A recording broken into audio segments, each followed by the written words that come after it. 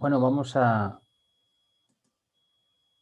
estudiar un poco esto del efecto fotoeléctrico, que es el apartado más importante de este tema.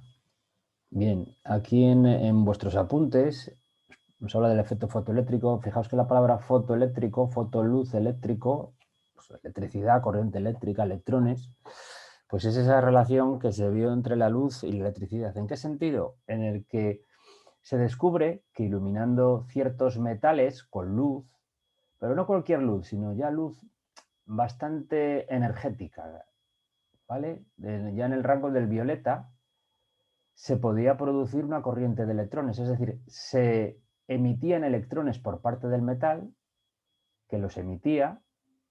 Eso está relacionado un poco con la idea de energía de ionización de química, la energía necesaria para hacer que un electrón de un elemento, de un átomo, de un elemento, los electrones más externos queden libres, queden liberados de la atracción del núcleo atómico y puedan viajar libremente. Ya no pertenezcan más a ese átomo del metal. Bien, a esos electrones emitidos por el metal se les llama fotoelectrones. Y nos habla aquí de este dispositivo en el que podemos estudiar ese fenómeno. Dice que el dispositivo utilizado para estudiar el efecto fotoeléctrico, que se muestra en la imagen, este de aquí, está formado por una ampolla de vidrio en la que se hace el vacío para que los electrones puedan moverse libremente. Entonces, la idea es que aquí dentro hacemos el vacío. ¿Para qué? Para poder estudiar bien el fenómeno, de manera que los electrones, al ser emitidos, si no hubiese aquí vacío, pues habría moléculas de aire, que está formado principalmente por oxígeno, por nitrógeno y otras. Entonces podría producirse choques y no detectarían, y muchos de esos electrones no llegarían a chocar y cerrar el circuito. No llegarían a chocar en el ánodo y cerrar el circuito. Siempre que se habla de ánodo y cátodo en un circuito, tienes que pensar que ánodo siempre es aquel en el que los electrones van a pasar al circuito, ¿vale?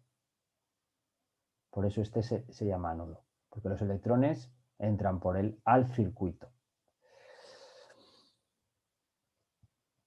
Y me dice que este ánodo y este cátodo se unen a los bornes de una batería. Los electrones emitidos al iluminar el cátodo con luz monocromática de un determinado color, de una determinada longitud de onda, de una determinada frecuencia, ya veremos cómo Einstein los describe a los fotones que componen la luz, aunque ahora, cuando Hertz descubre este efecto, no sabía que la luz estaba formada por fotones, pues la energía de cada fotón es proporcional a su frecuencia e inversamente proporcional a la longitud de onda. Eso también lo vimos con las ondas electromagnéticas, ¿vale? Tienen mayor energía, por ejemplo, la luz visible, luego va el ultravioleta, etcétera, cada vez de mayor frecuencia, la luz, y de menor longitud de onda. Son inversamente proporcionales la frecuencia y la longitud de onda. Entonces me dice que da lugar a una corriente eléctrica de intensidad I cuando llega al ánodo. Esta intensidad es proporcional al número de electrones arrancados. Claro, la intensidad de la corriente, tienes una corriente eléctrica más intensa cuando tienes un mayor número de electrones circulando. El trabajo necesario para arrancar el electrón más débilmente unido a la superficie de un metal se denomina trabajo de extracción o función trabajo. Esa es la energía que tienes que aportar, que en este caso la aporta la luz que incide, y estaría relacionado, ya os digo, con la energía de ionización de ese metal. La mínima energía necesaria para ionizar ese metal, para que pierda un electrón.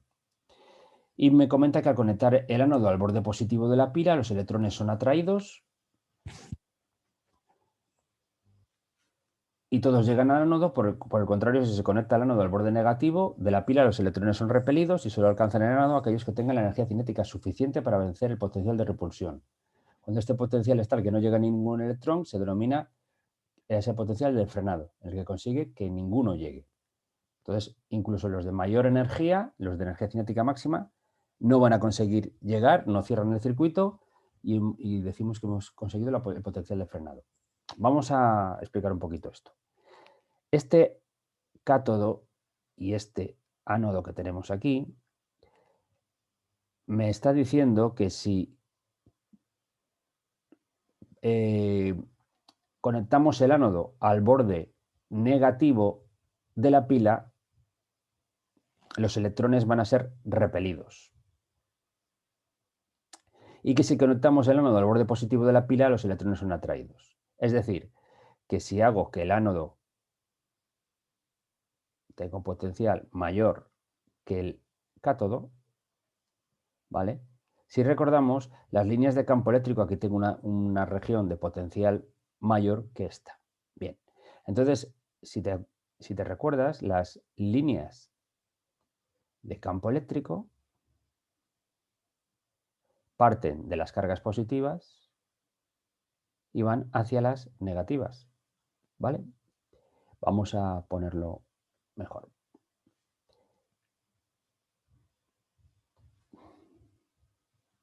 Estas son las líneas del campo eléctrico. Señalan la dirección y sentido que tiene el campo eléctrico. Campo eléctrico E.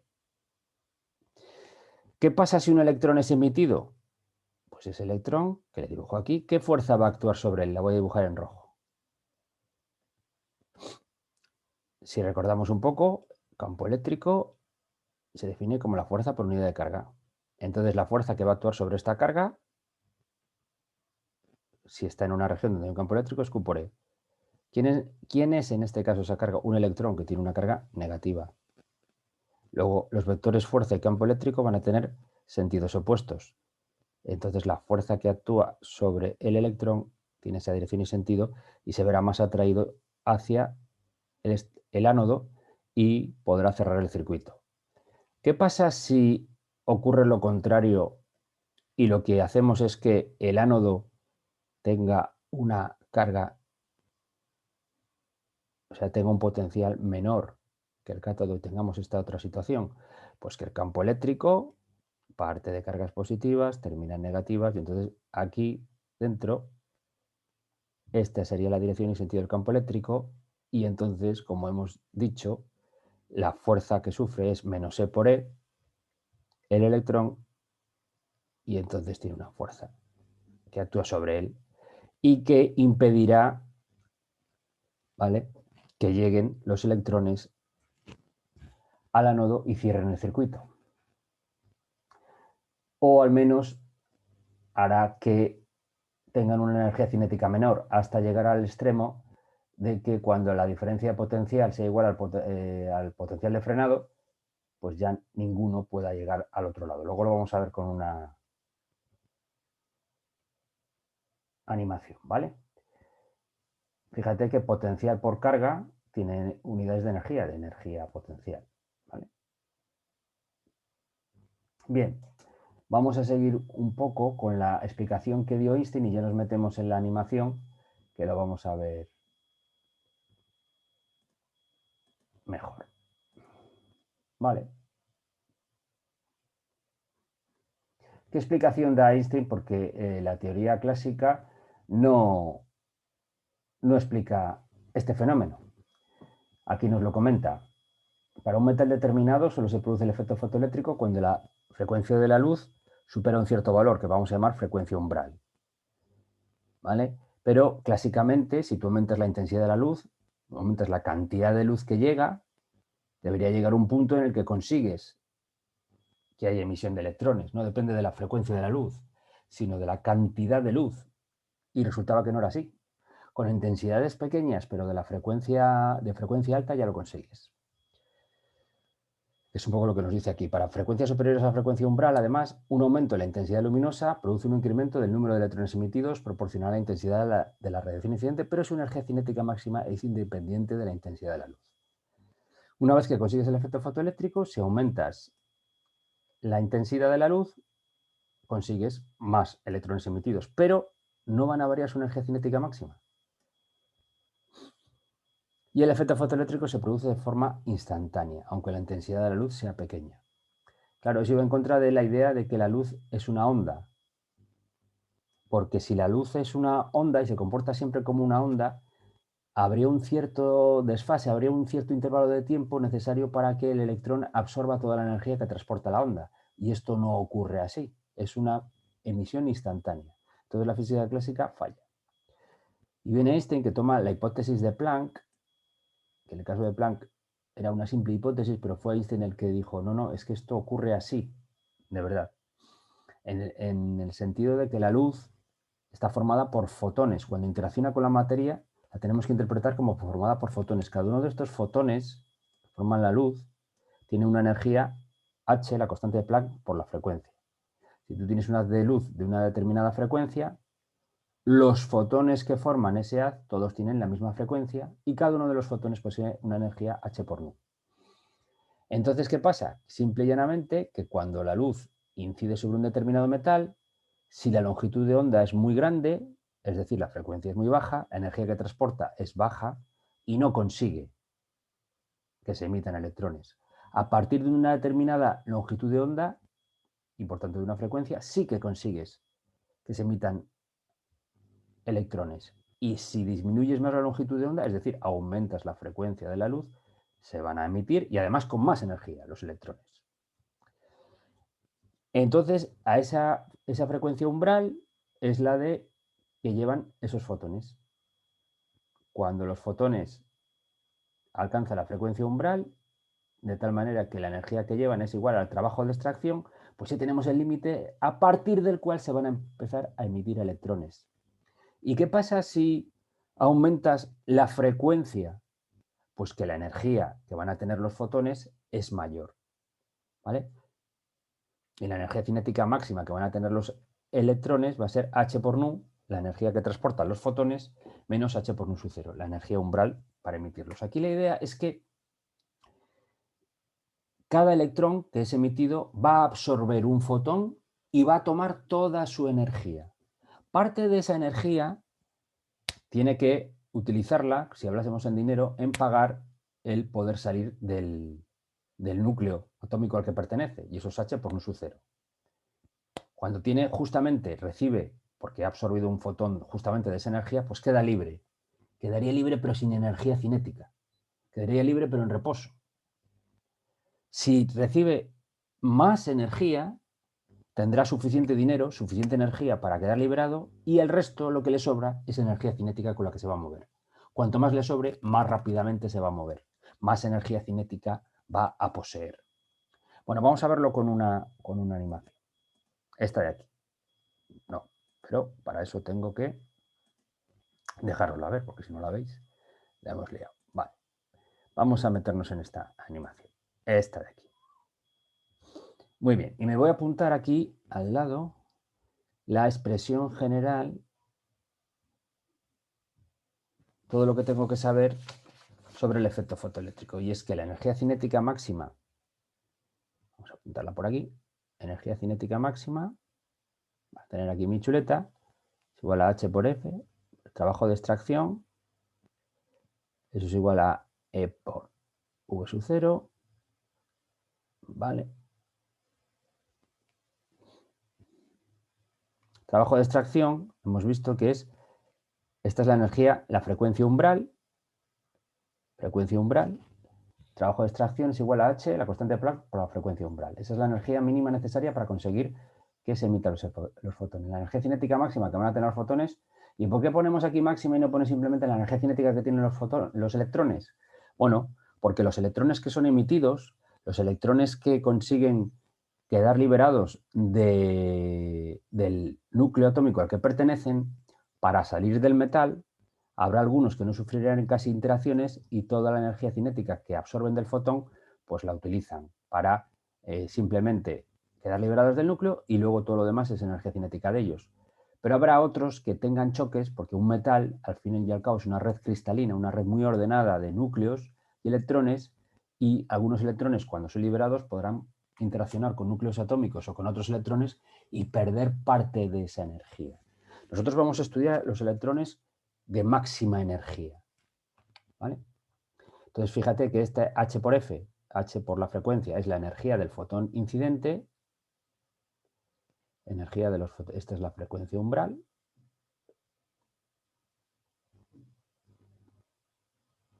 esta es la energía de los fotones incidentes, la energía que transporta cada uno de los fotones que conforman el haz de luz. V sub 0 recuerda que es el potencial de frenado.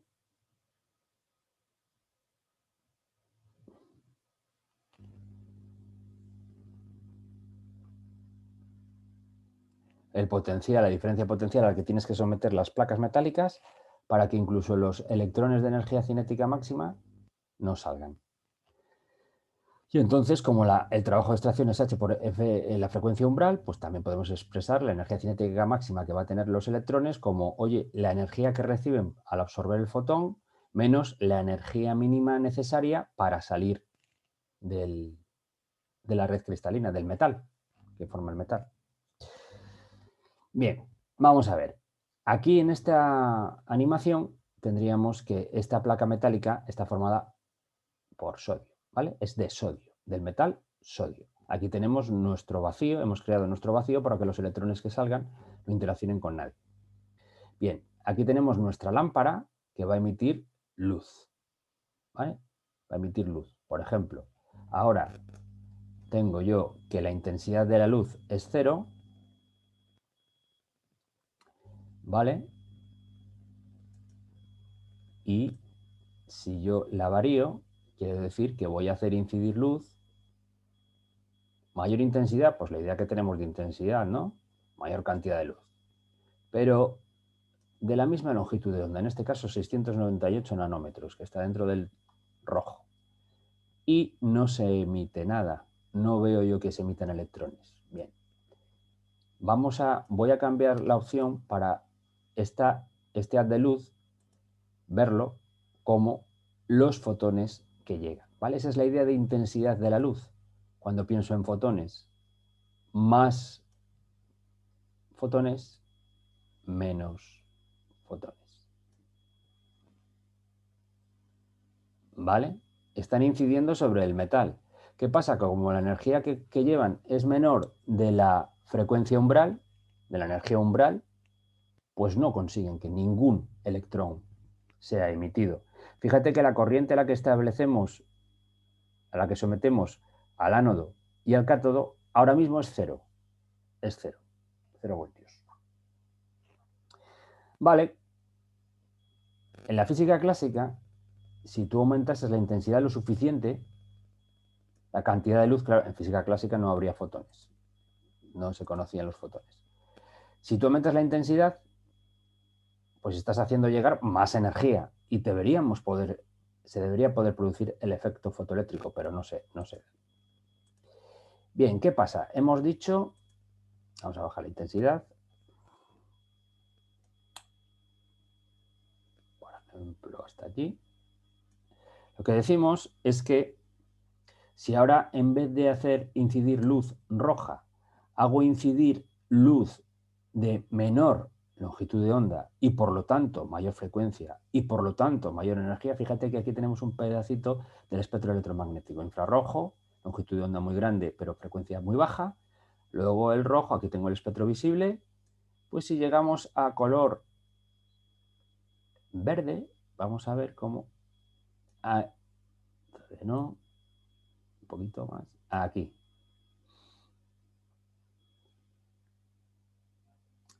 Aquí vemos, estas bolitas azules son los electrones. Hemos llegado ya a la frecuencia umbral. Los fotones que inciden tienen la energía suficiente como para hacer que algunos electrones sean emitidos, lleguen al ánodo y cierren el circuito y yo podría, con un amperímetro, decir, oye, está circulando corriente. ¿Qué pasa si yo varío aquí la corriente, la diferencia de potencial del cátodo y el ánodo? Por ejemplo, con un potencial positivo, como comentábamos antes. Fíjate, muy positivo, muy negativo, las líneas de campo, ¿vale? Los electrones se ven... El número de electrones que salen no varía, lo que pasa es que todos los que salen, yo los voy a acelerar por esta diferencia potencial y los voy a detectar todos. Si el potencial, en cambio, le cambio de signo y hago que sea negativo, ¿vale? Fíjate ahora aquí menos 1 voltio. Ahora entonces la placa positiva es el cátodo y la negativa es el ánodo. Y como veíamos antes, Esto ya sería el potencial de frenado, incluso más, porque no dejo que ninguno llegue al otro lado, a ver, con un menos 0,60. ¿Vale? Estoy viendo ahí que nada, no... Un menos 0,20, pues el potencial de frenado sería negativo, pero menor. O sea, mayor que este. Un menos 0,10 o un menos 0,05, ¿vale? El potencial de frenado sería justamente aquel en que los electrones más energéticos, con la energía cinética máxima, no consiguiesen llegar justo en el límite. Aquello incluso nos estaríamos pasando. ¿Vale? Esos electrones no llegan. Fíjate, la luz emite fotones y aquí estos son los electrones. Vale, voy a volver a ponerme en 0, por ejemplo, aquí. Aquí. La corriente, la diferencia potencial. Así lo consigo, que esto es muy sensible. Animación aquí, vale. Bien, estoy consiguiendo que se emitan electrones. ¿Qué pasa si varias la intensidad de la luz? Si varias la frecuencia, los fotones siguen siendo verdes. Si hago que incida más luz, lo que voy a producir es más electrones, todos con la misma energía cinética máxima, ¿vale? Pero produzco más, porque el tema es que cada electrón absorbe un fotón. Si haces incidir más fotones sobre la placa metálica, pues más electrones vas a tener. Eso sí, la energía cinética máxima, vemos aquí que no depende de la cantidad de luz, sino de la frecuencia de la luz. Entonces, la energía cinética máxima de los electrones no va a variar. Ahora la corriente que vamos a tener es mayor porque haces que salgan más. ¿Qué pasa si disminuimos más? Vamos a poner la intensidad en un 50% por ahí. Vale. Aquí, intensidad, cantidad de luz. ¿Qué pasa si disminuimos más la longitud de onda? Es decir, si aumentamos la frecuencia de la luz incidente. ¿Qué va a pasar? Si aumentamos la frecuencia de los fotones, la energía cinética máxima de los electrones va a ser mayor. Entonces, los electrones se van a mover más rápido. Por ejemplo, si utilizo luz violeta, el número de electrones va a ser el mismo, pero se van a mover más rápido y les tenemos. La energía cinética que tienen es mayor, porque la frecuencia de la luz que incide es mayor. ¿Vale? Y ahora el potencial de frenado, pues tendrá que ser, a ver con qué potenciales conseguimos detener a los electrones. Con menos 0,60, vamos a ver si los más energéticos consiguen llegar. A ver, este que va por ahí. Sí llega, bueno, pues un poco más a lo mejor. Un poco, a ver, a menos 0, a menos 1, si llega alguno. A menos 1 ya no llega. Pues por ahí, y por ahí ya estaría, ese sería el potencial de frenado, más o menos. Menos 1 voltio. Se produce efecto fotoeléctrico porque la luz que llega tiene la energía suficiente, es mayor que el trabajo de extracción y se emiten fotones. ¿Cómo puedes conseguir tú saber la energía cinética máxima? Pues variando el potencial, haciéndolo negativo hasta que ya no consiga llegar ningún electrón. Justo en el límite sería el valor de la energía cinética máxima, que sería E, la carga del electrón, por el potencial de frenado. ¿Vale? Ahí ya no llega ninguno. Y por último,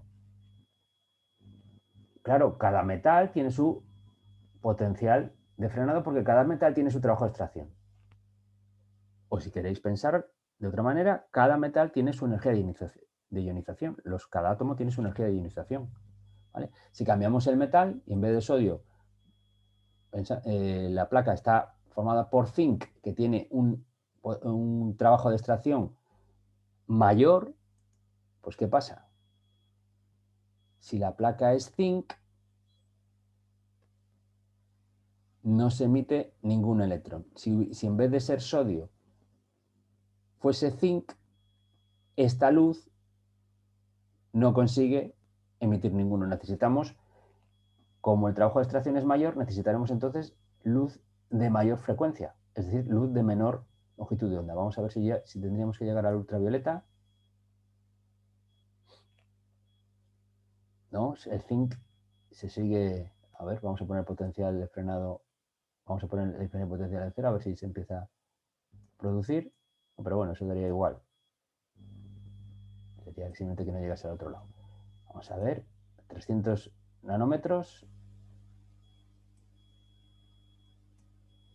250 nanómetros,